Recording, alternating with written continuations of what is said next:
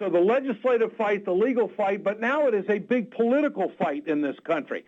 For more on this, let's turn to America's lawyer, Ring of Fire radio host and great friend Mike Papantonio. Mike, good to have you with us. Ed, how are you? Yeah, this story just keeps getting weirder by the year. Chuck Rosenberg, as you pointed out, comes out and calls this a joke. Let me tell you what the joke is. The joke is that the DEA and Congress has prevented meaningful research into this. And let me give you a great example. In Colorado, they developed something called Charlotte's Web, and it's all over the media. CNN's done reports, MSNBC, virtually every major outlet has done reports on this story. And what they found was once they were permitted to actually study this, once they didn't run the risk of going to jail to study it, they found that a child with epilepsy who's having 100 grand mal seizures a day, that this Charlotte's Web, which is a non-narcotic, by the way, no narcotic at all, they give it to them by way of oil, it goes to zero. And as a matter of fact, it's not like it just goes to zero, that when they do have a seizure, it is, if they do, it's at night while they're sleeping.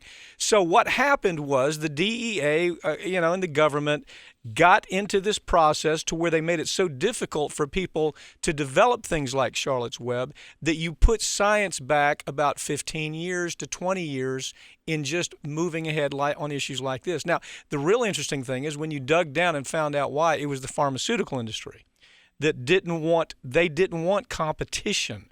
So they would rather keep kids with epilepsy drugged up on about a half a dozen different kinds of drug cocktails rather than giving them this one, which is purely non-narcotic. It's an oil. You mix it with orange juice and they drink it, and it completely does away with the risk of grand mal seizures in any meaningful kind of way. So connect these two. How does this fight affect that? Well, the fight right now is really state by state. What's happening state by state is, for example, Ohio is a really good example, Ed. Ohio should have passed their legalized marijuana. But what ended up happening is you had four groups, basically megabuck groups, that had commandeered the fight.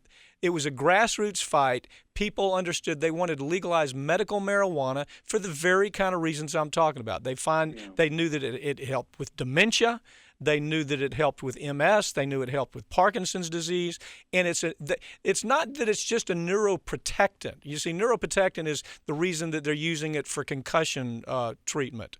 It's also a neurogenic. It actually there's tons of information says that it actually rebuilds the synapse from a neurological standpoint. So Ohio says, grassroots start, but it's commandeered by four individuals, and the fight becomes about them. All they're in it for is the money. They want to corner the market, and the very decent people that were out there door to door, knocking on doors, doing all the work, trying to get this passed. It's going to help, Yeah, and they would have won, but for it. Same thing happened in Florida. Day one in Florida, legalized marijuana for medical purposes is up 88%.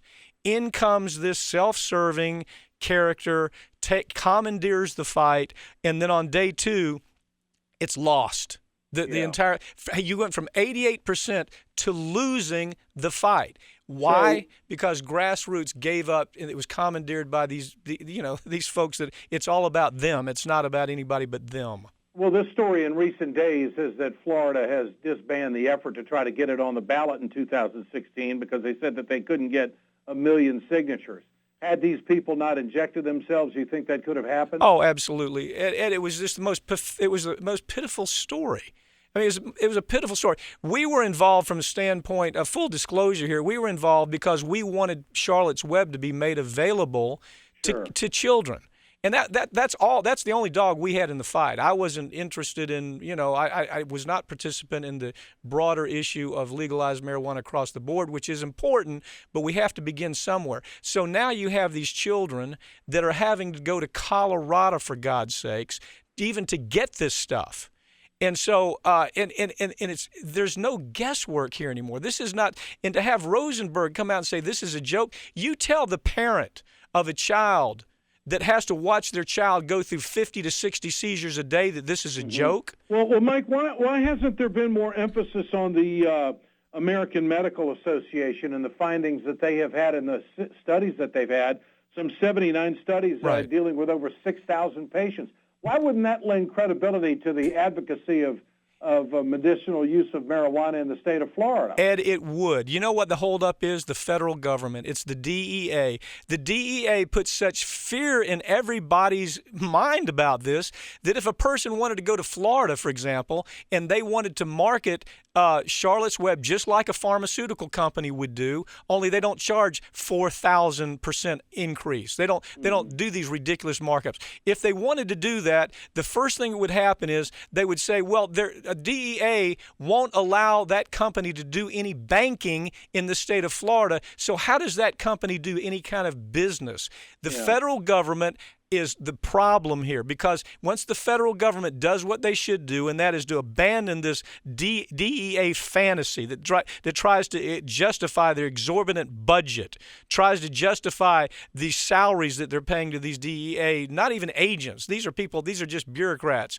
There's truly bureaucrats where all the DEA money is going. And it's pathetic because people's lives are really in the balance here. Let's talk about the politics of this. You have some allies in Congress. This is Earl Blumenauer, Democrat from Oregon, talking about the comment that was made by the DEA chief.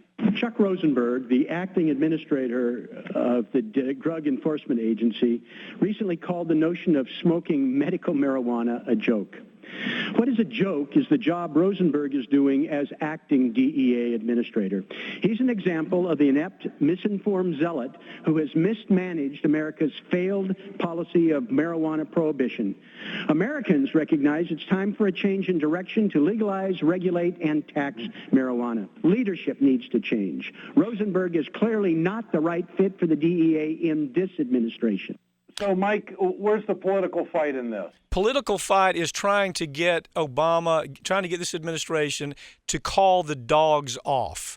You had Eric Holder in there, for example. It took him years to even acknowledge the fact that people can be medically treated with medical marijuana. And then all of a sudden, at the end, he says, oh, well, I was wrong. Yeah, it can be. How did the 23 states did it just individually? I mean, they put it on the initiative, and they got progressive, and they got it done. And the way it happened, Ed, is it happened by way of grassroots. It wasn't commandeered by these self-serving, windbag, it's all about me kind of types that put all their money in. It becomes about them. They're on the commercials. They're embarrassing the effort.